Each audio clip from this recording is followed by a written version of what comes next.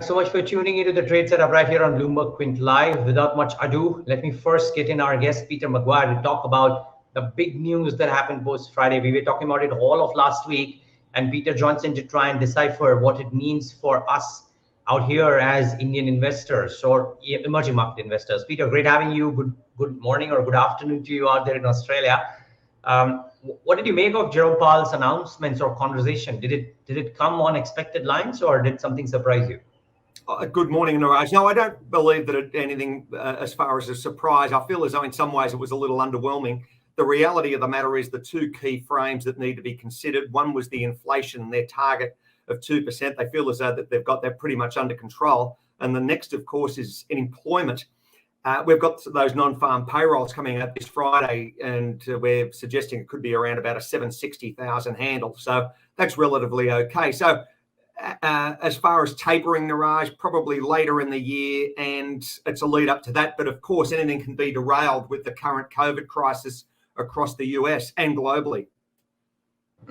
Yeah, Peter, just a couple of questions on the taper bit. Once I repeat one.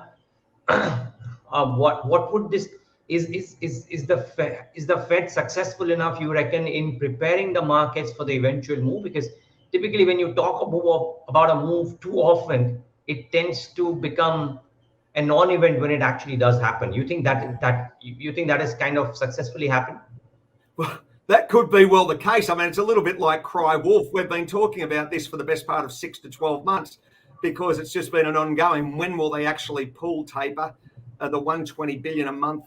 Everyone understands that it's still a game on, and it's still very much the current status quo. So yes, it could be. I'm not suggesting you're going to see any dramatic I suppose considerations from the market, though the equity markets have certainly been bid up strongly. So that momentum may continue over the next matter of months, quite simply with but nothing changing on a global horizon.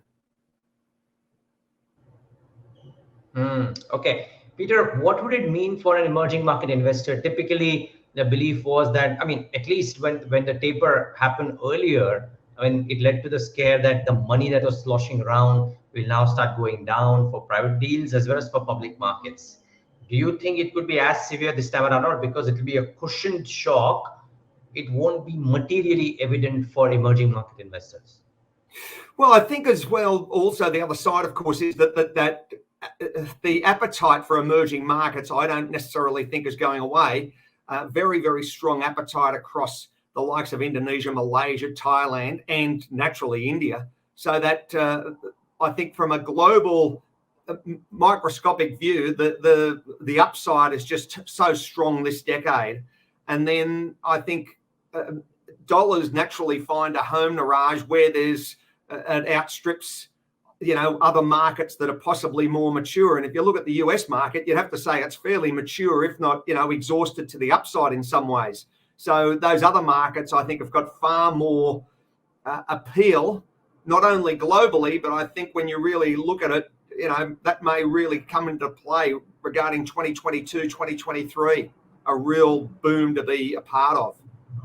Okay, Peter, one last question, and that's on currency.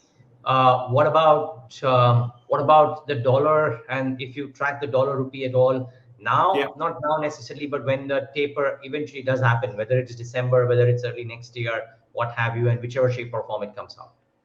Well, that US dollar index, we're going to be mindful. It's back at around about that 92.5 handle, so 92.7. And that, as far as the rupee is concerned, it's been very range bound over the last year. So there could be pressure to the US dollar over the next matter of months, a little bit in anticipation as far as downward slide. But if they do, and if everything goes to plan and they start raising rates in 22, then naturally you would think that would underpin dollar, and it might have an impact, of course, on your cross rates. So it's very much a wait and see. There are just, again, still those big frames that need to work through as far as the COVID numbers and the Delta variant and what impact it's having both domestically in the United States and, of course, globally. So we're not out of the woods yet. We're far from it, and that's probably a derailing mechanism that could, stall things a little bit. Okay, Peter, great having you. Thank you so much, and have a great afternoon and evening out there in Australia. Thank you, Niraj. All the very best. Thank you so much. Always a pleasure having you. That's Peter McGuire with his analysis of taper and the impact that it could have, possibly a non-event of sorts, and some views out there on the non-farm payrolls, which are pretty significant, and of course the currency, which has got a great handle on.